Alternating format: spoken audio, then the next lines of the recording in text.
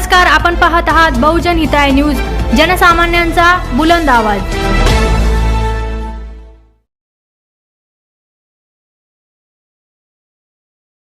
कोई न माने औरत का बहुमान रे ओ आई रे बेईमान दुनिया आई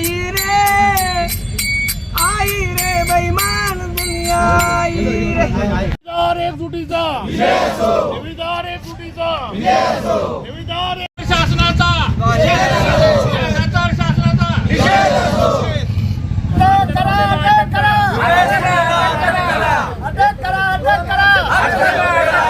दोन वर्ष झाले आता नाही होत सण, आता करा आमचे घर असे अर्चना कुटेला शासनाचा जाहीर निषेध। शासनाचं करायचं काय? शासनाचं करायचं काय? अटक करा अटक करा अटक करा अटक करा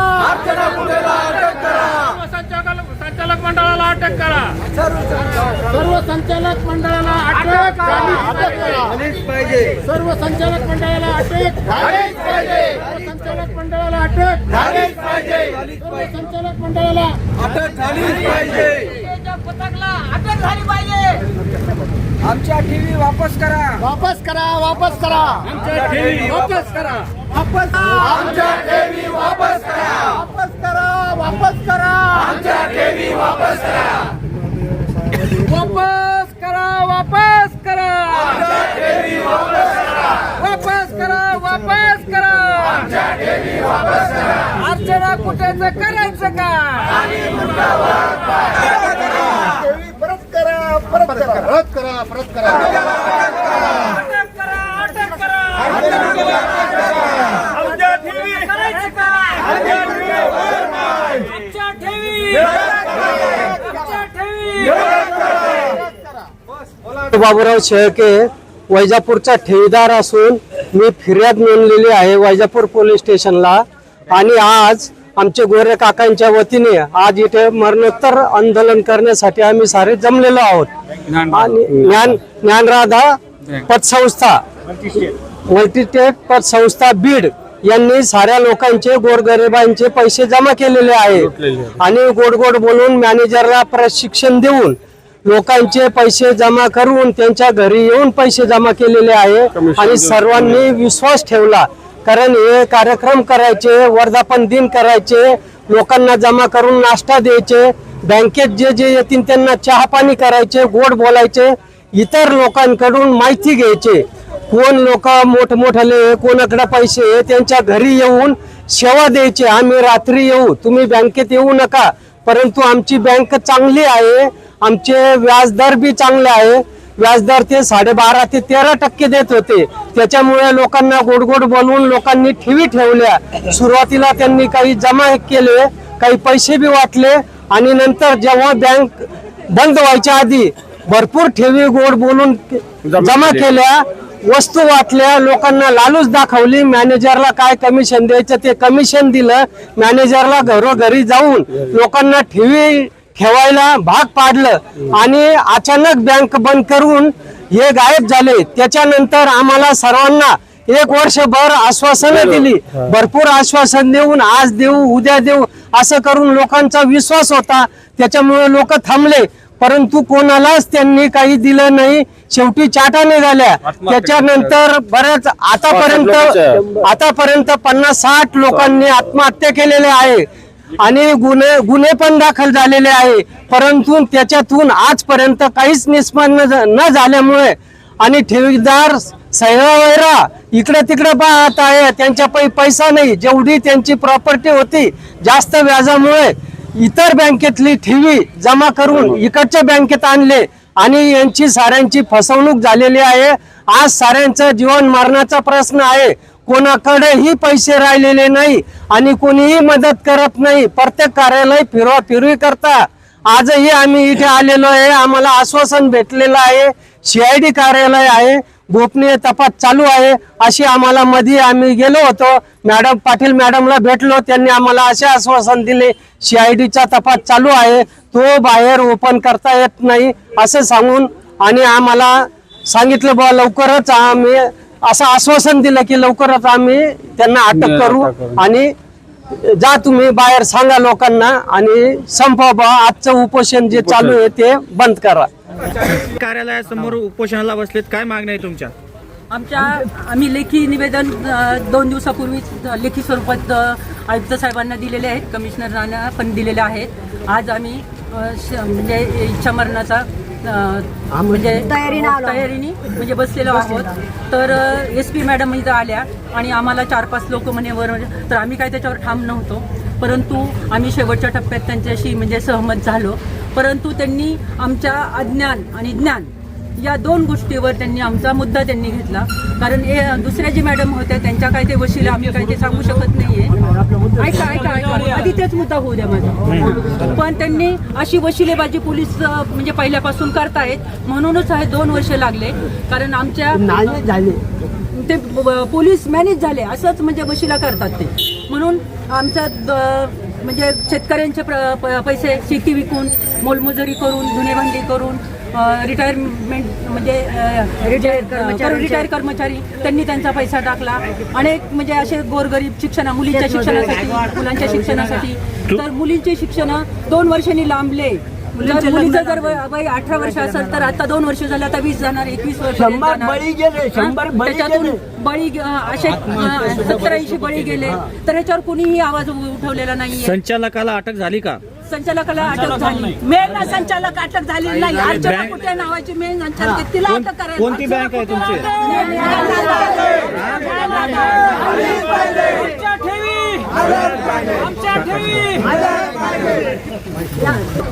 मॅनेजरचं असं होतं, प्रत्येक सर्व्हिस अशी देते तुम्हाला जास्त परतावा देऊ, जास्त व्याजच आम्ही देतो. प्रत्येक बँकेचं 10% असं ते 15% देऊ आणि तुम्हाला आम्ही निम्यारात्री पैसे देऊ.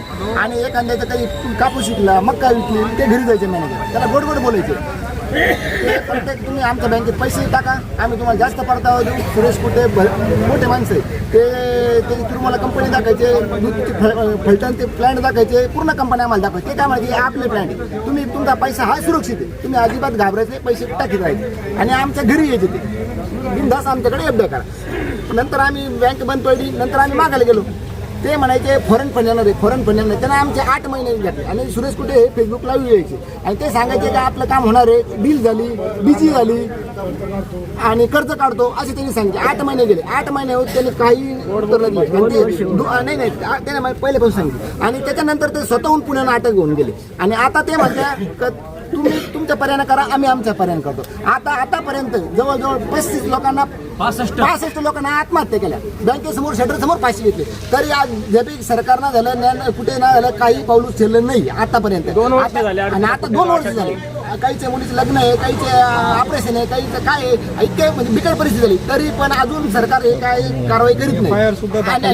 आणि कोटी रुपये खाल्ले आणि बरेच लोक आणि आता प्रशासन आणि पोलीस लोक हे सगळे काय जे असेल ते नसेल हे पूर्ण हे मॅनेज प्रकरण आहे. म्हणजे आता सगळ्या भोळ्या बावड्या ठेवीदारांच्या लक्षात आलं आता. कारण का गोरगरिबाच्या लोकांचं लक्षात. कारण का आम्ही ज्या वेळेस या प्रकारात जात होतो ना त्यावेळेस आमच्या पोलीस स्टेशनला एफआर सुद्धा घेत नव्हते. ते म्हणायचे काही गरज नाही एफआर करायची, होणारे प्रकरण जाणारे. पण अशी याची त्याची नेते लोकांची परमिशन घेऊन आम्ही एफआर केली आणि आता एफआर करून आम्हाला 1.5 वर्ष पूर्ण झाला. तरी अजून एक पाऊल सुद्धा आम्हाला 1 रुपया सुद्धा भेटला नाही. तुमची ठेवी किती ठेवलेली आहे? माझी ठेवी 25 लाख रुपये. तुम्ही तुमच्या शहराच्या काही पालकमंत्र्याला भेट घेतली का या संदर्भामध्ये? काय आश्वासन दिलं त्यांनी? काय आश्वासन दिलं? मुख्यमंत्री साहेबांचं म्हणणं आहे त्यांना आता बैठक घेतली. ते म्हणतात त्यांना तात्काळ अटक करू, त्यांची प्रॉपर्टी जप्त करू, त्यांची प्रॉपर्टी जप्त करू. आमदार साहेबांची भेट घेतली बोला. आमदार साहेब म्हणा त्यांची प्रॉपर्टी जप्त करू. प्रॉपर्टी जप्त करायची पण मग आता कधी करायची ते म्हणा तात्काळ करू. अजूनपर्यंत तात्काळ कधी सांगा तुम्ही? तात्काळचा अर्थ काय होतो? विशेष म्हणजे बावनकुळेच्या अंडरमध्ये बीजेपी ठाणे या माणसाने प्रवेश केला होता. आणि तुम्हाला काय वाटतं? तुमचा आरोप आहे की त्याला सरकार खत पाणी घालतंय. भाजपमध्ये बावनकुळे साहेबांनी प्रवेश दिला. त्यानंतर बावनकुळे साहेबांची बाईट आहे की तुमचा एक ना एक पैसा मिळेल. सुरेश कुटा हा पैसे देण्यासारखा आहे, तुमचा एकही रुपया कुठे जाणार नाही. आणि आज 2 वर्ष झाले एकही रुपया मिळाला नाही आम्हाला. आमच्या आजपर्यंत 65 ठेवीदारांनी स्वतःला संपवलंय, आत्महत्या केलेल्या आहेत. मग ह्या सरकारला अजून आमच्या किती आत्महत्या पाहिजेत म्हणजे आम्हाला पैसे मिळतील. याच्यामध्ये एकदम मायक्रो म्हणजे धुणे भांडे करणारे शेतकरी, शेतमजूर अशा काही लोकांच्या अवस्था आहेत. त्यांनी शेती विकून त्यांची पूर्ण पुंजी बँकेत ठेवली की त्या व्याजावर आपण जगू म्हणून. तर त्यांना आज भीक मागायची वेळ आलेली आहे. त्याला लोक भीक सुद्धा देत नाहीत, कारण ते बोलतात तुम्ही तुमची वावरं विकून जे तुम्ही पैसा बँकेत ठेवलेला आहे, आम्ही तुम्हाला भीक तरी कशी द्यायची. अशी कंडिशन झाली. आज मुलीचे लग्न, मुलीचे शिक्षण राहिलेत. आज 1 वर्ष व्हायला गेलं म्हणजे काय होतंय तुम्ही समजून घ्या. सरकारला गांभीर्य नाही काही. याच्यामध्ये पूर्ण व्हाईट कॉलर हे आणि अर्चना कुठे बाहेर राहून टोटल यंत्रणा हाताळतीये, पैशाची वर टोटल यंत्रणा हाताळतीये. आमचे हरिभाऊ खाडे, आमच्या आर्थिक गुन्हे शाखेचे अधीक्षक बीडचे हरिभाऊ खाडे, त्यांना 1 कोटी रुपयाची लाच घेताना स्वतः पकडलं. अर्चना कुटेचे, सुरेश कुटेचे पासपोर्ट हे हरिभाऊ खाड्याच्या घरामध्ये सापडत आहेत घरामध्ये. मग हा तपास कुठल्या पद्धतीने चालू आहे? अधिकारी जर तुम्ही आता सीआयडीची भेट घेतली का? सीआयडीला भेटून आम्हाला दिलं नाही, पण आमचे प्रतिनिधी आतमध्ये गेलेले आहेत भेटायला. पण जोपर्यंत आमच्या ठेवी देण्याचा आम्हाला काहीतरी ठाम हे मिळत नाही तोपर्यंत आम्ही इथून हलणार नाही. आम्ही आमरण उपोषण घरी जाऊन मारायचंय आणि इथं मिळत तरी काय हरकत नाही. आम्ही इथून हलणार नाहीत, कारण आमच्या आयुष्याच्या मेहनतीचा पैसा आहे तो. आम्ही काय 2 नंबरवाले नाही आहेत.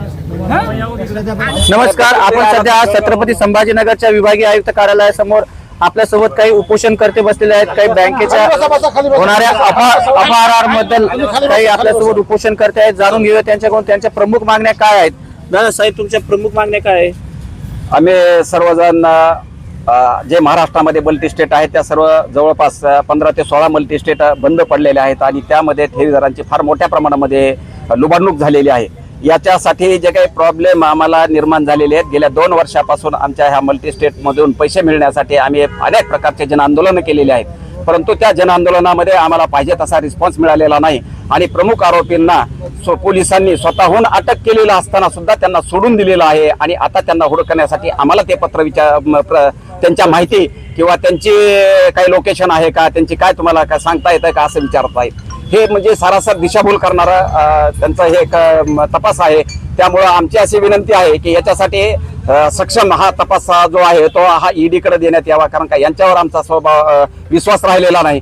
किंवा सीबीआयकडे किंवा हे असे आर्थिक गुन्हेकडे न ठेवता हा तपास हा सगळा सीबीआय किंवा ईडीकडे आमचा जास्तीत जास्त आमचा तपास राहावा, याच्यासाठी आमचे मुद्दे आहेत. सर्वात महत्त्वाची मुद्द्याची गोष्ट अशी आहे की हे लिक्विडेटर हा एकच आहे आणि त्याच्यामध्ये पूर्ण महाराष्ट्राची त्याची जबाबदारी दिलेली आहे. त्याचं रेग्युलर काम त्याच्या हातात दिलेलं आहे आणि हे प्रशासकीय अधिकाऱ्याचं बी किंवा सक्षम अधिकाऱ्याचं बी प्रकरण याच पद्धतीमध्ये केलेलं आहे. एक माणूस आणि टोटली महाराष्ट्राभर बघणं हे त्याच्यानं शक्य होत नाही. म्हणून आमची प्रमुख मागणी अशी आहे की यावर स्वतंत्ररित्या IPS IAS किंवा निवृत्त न्यायाधीश यांचीच एका लिक्विडेटर किंवा प्रशासकीय अधिकारी म्हणून किंवा समन्वयक अधिकारी म्हणून याच्यावर त्याची नेमणूक करावी. आणि आमच्या ज्या काही प्रॉपर्टीज ह्यांनी जे काही जप्त केलेल्या आहेत त्या जप्त केलेल्या प्रॉपर्टीमधून काही ज्या काय प्रॉपर्टी किंवा साहित्य चोरी गेलेलं आहे त्यांच्यावर त्यांनी गुन्हे नोंद आजपर्यंत केलेले नाहीत. आणि जे काही लवादे कोर्ट आहेत, म्हणजे जसा वसुली कोर्ट आहे, कंपनी कोर्ट आहे किंवा आणखीन दिवाळखोरी कोर्ट झालेले अशा प्रकारचे जे कोर्ट आहेत त्या कोर्टामध्ये या लोकांनी हजर होणं आवश्यक आहे. आणि या मध्ये ज्या मल्टी स्टेट ज्या बंद पडलेल्या आहेत त्यांनी पूर्वनियोजित हे प्रकार घडवलेला असल्या कारणानं ह्या मल्टी स्टेटचे आम्ही भागधारक आहात, तर या मल्टी स्टेटवाल्यांनी त्यांच्या वैयक्तिक कुटुंबातल्या कंपन्यांकडे ते अनलिगली मार्गाने ते प्रॉपर्टी वर्ग केलेली आहे. आणि ह्या वर्ग केलेल्या प्रॉपर्टीच्या तपासासाठी सक्षम माणसं असणं आवश्यक आहेत, अशी आमची टोटल ह्या लोकांच्या बाबतीमधली मागणी प्रामुख्यानं प्रकर्षाने जाणून. तुमच्या बँका कोणती बँक आहेत, मल्टी स्टेट कोणती आहे आणि तुम्ही किती ठेवीदार आहात? आम्ही जवळपास 6 लाख ठेवीदार आहोत. आम्ही महाराष्ट्र ज्ञानराधाचे आणि इतर बी मल्टी स्टेटचे जे आहेत तर त्या मल्टी स्टेटचे कमी प्रमाणात त्या सर्वात जास्त म्हणजे 6 लाख ठेवीदार आहेत. त्यांनी जे काही प्रशासनानं जे काही त्या ठेवीदारांचा आकडा दाखवलेला आहे की ठेवींचा तो 37,550 कोटी रुपयांचा आकडा ठेवलेला आहे. यांच्या प्रॉपर्ट्या मात्र म्हणजे सुरेश कुट्टे त्यांचा प्रमुख मेन माणूस आहे तर त्यांना 90 प्रॉपर्टी म्हणते. प्रेस नोट मध्ये आर्थिक गुन्हे शाखेने 238 प्रॉपर्टी डिक्लेअर केलेल्या आहेत. मात्र हे महाराष्ट्र शासनाकडे पाठवत असताना 80 प्रॉपर्टी पाठवून त्याचा MPID कायद्यामध्ये समावेश केलेला आहे म्हणजे जप्त करण्याचा प्रयत्न केलेला आहे. म्हणजे हे सगळी दिशाभूल आहे. 80 प्रॉपर्टी म्हणजे काय बाकीच्या प्रॉपर्टी कुठे गेल्या ह्याने कशाला प्रसिद्ध केली EB प्रेस नोट कशाला काढली आणि प्रेस नोट मध्ये 238 प्रॉपर्टी का सांगितल्या आणि या प्रॉपर्टी जप्त केलेल्या असताना सुद्धा ह्या पोलिसांच्या हातात किंवा त्यांच्या ताब्यात त्यांचं सील लागलेलं असताना सुद्धा तिथल्या मशिनरी अशा एक 40-50 ट्रॅक्टर ह्याच्या टायरच्या ट्रक मध्ये आणि मोठमोठ्या 3-4 क्रेननं त्या प्रॉपर्टीज तिथं ह्याने ताब्यात घेतलेल्या आहेत आणि त्या वाहतूक करून घेऊन गेलेल्या आहेत. म्हणजे अशा प्रकारची चोरी झालेली आहे. तर ही संगनमतानं सगळी झालेली आहे अशी आमची त्याच्यावरची भूमिका आहे. हे सगळे असे ह्यांनी बनाव करून आमच्या टोटली भागामध्ये आमचं नुकसान करण्याचा प्रयत्न हे प्रशासन करत आहे त्याच्यावर काळजी घेत नाही. आणि आम्हाला मात्र की गाजर दाखवलं जातं की मिटिंग घेतली आणि याच्यामध्ये हे या दिवशी मिटिंग आहे त्या दिवशी मिटिंग आहे त्याच्यामध्ये काही एक काढलं जात नाही. त्याच्यामध्ये ठेवीदारांना पैसे मिळण्यासाठी कुठल्याही प्रकारचा तजवीज केली जात नाही किंवा त्यामध्ये असं कुठलंही ठोस आश्वासन दिलं जात नाही. आज तुम्ही एकदम टोकाचं पाऊल उचललेलं आहे उपोषणाचं. तुम्ही आज किती जण उपोषणाला बसले तिथं? आम्ही जवळपास म्हणजे CID ऑफिस कडे जवळपास 200 लोक आहेत आणि या बी ठिकाणी जवळपास 200 लोक येणार आहेत. आमच्याकडे नोंदणी माझ्याकडे जे काही आमचा ग्रुप आहे टोटली महाराष्ट्रभरचा तो त्या ग्रुपवर जवळपास. तुमच्या विभागीय आयुक्त कार्यालयासमोर तुम्ही या उपोषणासाठी बसल्या तुमच्या मागण्या काय आहेत नेमक्या? आमच्या मागण्या अशा आहेत. बीड मूळ ज्ञानराधा मल्टी स्टेट असेल राजस्थानी असेल जिजाऊ मल्टी स्टेट असेल ह्या मूळ बीडच्या बँक आहेत आणि बीडच्या बँका आणि ह्यांचं बरंच म्हणजे 7-8 जिल्ह्यामध्ये अरे महाराष्ट्रामध्ये ह्यांचं जाळं पसरलेलं आहे. तर हिने एवढा फ्रॉड कार्यक्रम केलेला आहे. सगळं आमचं असं स्पष्ट म्हणणं आहे ही प्रशासनाला सोबत घेऊनच ही घोटाळे करायलेले सगळे. आज आमच्या बीड जिल्ह्यामध्ये एवढे मंत्री आहेत संत्री आहेत. अजितदादा त्याचे आता पालकमंत्री झालेले आहेत. परवा अजितदादांनी बी बैठक घेतली त्या बैठकीमध्ये कुठलाही ठोस निर्णय दिला नाही. यांनी ठोस निर्णय द्यायला पाहिजे होता की जेणेकरून 5 ते 6 लाख लोक ठेवीदार आहेत. आज 45 लोकांच्या आत्महत्या झाल्या बीड जिल्ह्यामध्ये. 45 लोकांच्या बीड जिल्ह्यामध्ये आत्महत्या होऊन एक जणानं तर आत्महत्या समोर बँकेच्या गेवराई तालुक्यामधल्या बँकेच्या समोर आत्महत्या केली. तरी सुद्धा साधे एखाद्या पालकमंत्री असू दे अगर एका मंत्र्याने त्याच्यावर भेट घेतली नाही. अनेक जणांचे लग्न मोडले कित्येकांचे घर उद्ध्वस्त झाले. कुणाचे लग्न कुणाचे दवाखाने. एक तर केस तालुक्यातला मिलिटरीमॅन आहेत त्यांची अक्षरशः डोक्याची सर्जरी झालेली. त्यांनी तर मुंबईला सुद्धा मंत्रालयात चक्रा मारल्या की आमचे पैसे द्या. ऍक्च्युअली त्यांनी पेन्सिलचे पैसे उतरून बँकेत टाकलेत.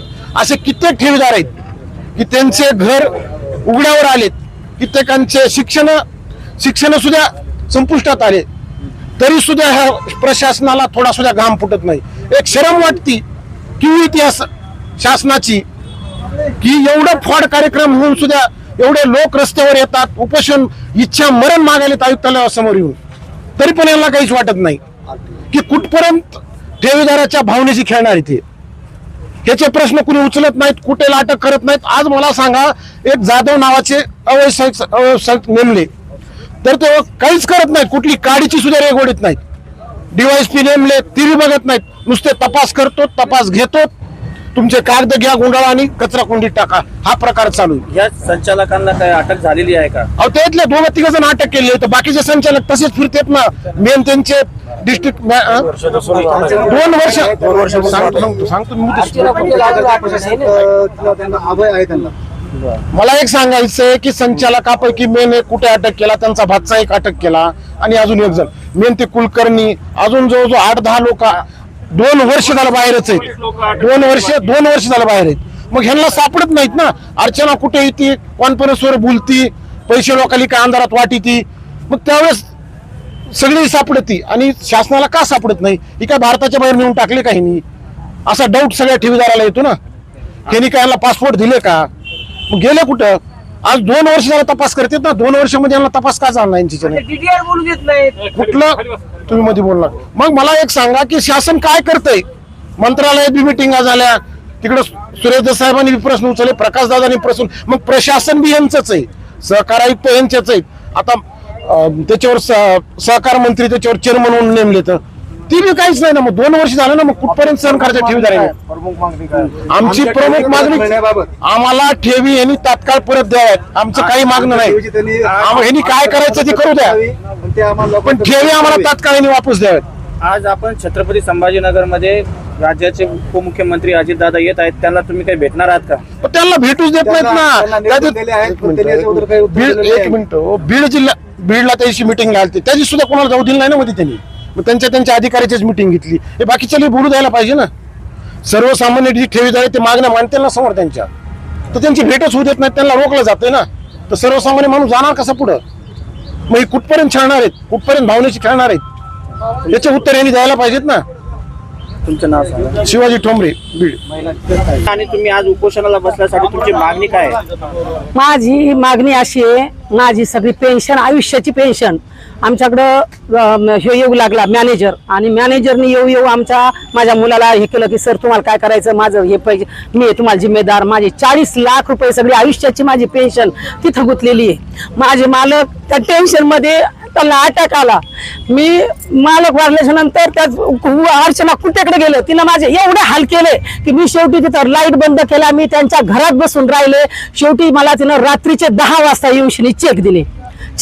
ते चेक मी याच्यामध्ये कोर्टामध्ये लावलेले येतं, पण त्याच्या कोर्टाचे म्हणजे तर तो कुठेच्या घरी पाठवलं, त्यांना तामील पाठवली, तर तिथं काही येत नाही, तिथं काही भेटत नाही. मग ते आम्हाला म्हणतात की तुम्ही कोणत्या याच्या खाली त्याला अटक केलेलं आहे, कोणत्या जेलमध्ये येतो, आम्हाला त्याचा हे द्या म्हणतात. म्हणून अशी परेशान आहेत आम्ही. त्यांच्या घरी जायला आम्हाला किती त्रास झाला, भयंकर. आम्ही 2-3 दिवस त्यांच्या दारात बसलो. त्या अर्चनेच्या कुठेच्या भावाने आम्हाला, माझ्या मुलाला चहा पाणी पाजलं, काढून दिलं. तिथं एक कपड्याचा दुकानदार होता, त्यांनी गोड बोलून काढून दिलं. शेवटी मी तिथे जाऊन आतमध्ये कसं तरी घुसले आतमध्ये, तर त्यांनी आरडाओरडा करून इतके आमचे हाल केले. शेवटी 10 वाजता चेक दिले. माझं काही नाही, माझे मालक त्याच्या पायी गेलेले होतं, आणि माझी सगळी आयुष्याची कमाई आहे आमच्या ठेवी परत पाहिजे. देवडे, जाफराबाद. माझे पैसे 10 लाख रुपये. कारण की कोण मी कमच कम 10 वेळेस गेलो बीडला, तर ते ढकलाढुकलीच करायचे, काढून द्यायचे, त्याचे माणसं यायचे, मारायचे आम्हाला. मग आम्ही घराकडे यायचो. तर मग म्हणायचं, तो मॅनेजर म्हणायचा आम्हाला तुमचे पैसे कुठे जात नाही, व तुमच्या खात्यावर ऑटोमॅटिक पडणार आहे. तर मग आम्ही कटाळून मग आम्ही पोलीस स्टेशनला गेलो, तक्रार घेणार कोणी. मग एक दिवस आम्ही परत उपोषण मांडलं जाफराबादला. मग साहेबाला म्हणलं बुवा आमची तक्रार घ्या तुम्ही. मग घेतली, तरी निर्णय नाही. तर कारण की कोण आम्ही 10 लाख रुपये मुलीच्या लग्नासाठी ठेवले, आमची मुलगी पळून गेली, पण आज काही पैसे भेटत काम नाही. असं करायचं, आता आत्महत्या करायची वेळ आली. आता आम्ही आतापर्यंत संदर्भ घ्या, कोणत्या बँके, कोणत्यामुळे उडाले, कोणती बँक आहे तुमची? बँक सांगा. ज्ञानराधा मल्टीस्टेट. सुरेश कुठे, अर्चना कुठे? अर्चना लक्झरी करून तिरुमाला कंपनी दाखवली. असे भरपूर मोठा माणूस आहे म्हणजे, काका तुम्ही हायवे करू नका, आम्ही शेती विकून पैसे टाकले. आज रोजी पोरायच्या लग्नाचं तसेच आपण नॅशनल बँक सोडून ह्या पतसंस्थेकडे का वळाला? तर ते व्याज जास्त होतं. त्यांनी सांगितलं एवढी मोठी माणूस आहे सुरेश कुठे, आणि 4% दुसऱ्या बँकेपेक्षा डबल व्याज होतं. आम्हाला वाटलं बरं आहे 4-2 वर्ष राहिले तर पैसे होतील, आणि त्यांनी असा चुना लावला. आणि आता शासनसुद्धा याला सहकार करीत नाही. सगळे मंत्री संत्री काय अधिकारी सुद्धा सगळे मॅनेज झालेले. तुम्हाला चंद्रशेखर बावनकुळे राज्याचे महसूल मंत्री आहेत, त्यांनी तुम्हाला सांगितलं होतं की पैसे परत मिळतील. आधी सांगायचे ते परत मिळतील म्हणून, पण कुठे? आणि आता अधिकारी म्हणत्या का, लोक म्हणत्या का अर्चना कुठेला अटक करा. अर्चना कुठेला अटक झाल्यानंतर म्हणजे काहीतरी सोय लागन, पण शासन, पोलीस प्रशासन म्हणतं का तुम्ही सांगा अर्चना कुठेचा पत्ता कुठे आहे म्हणून आम्ही अटक करतो. मग पोलीस प्रशासन करतं काय? जर आम्ही तिला अटक केली, मारहाण केली, तर मग तिने कायदा हातात घेतला. तर सगळं चालत आहे. एवढी मोठी पब्लिक आहे, सगळ्या पब्लिकच्या हातात जर दिलं तर याला नीट करून टाकतील. पण शासन म्हणतं का कायदा हातात घेऊ नका. मग यांचा कायदा करतो काय? भाकरी खातो, पोळ्या खातो. आपली या उपोषणाद्वारे मागणी मान्य न झाल्या पुढची भूमिका काय? पुढची भूमिका आम्ही इथं आमरण उपोषणाला बसणार आहे. इथं जरी नाही मान्य झालं तर मंत्रालयावर मोर्चा काढणार आहे, मंत्रालयामध्ये जाणार. आपलं नाव? भाऊलाल रघुनाथ मोठे, वैजापूर.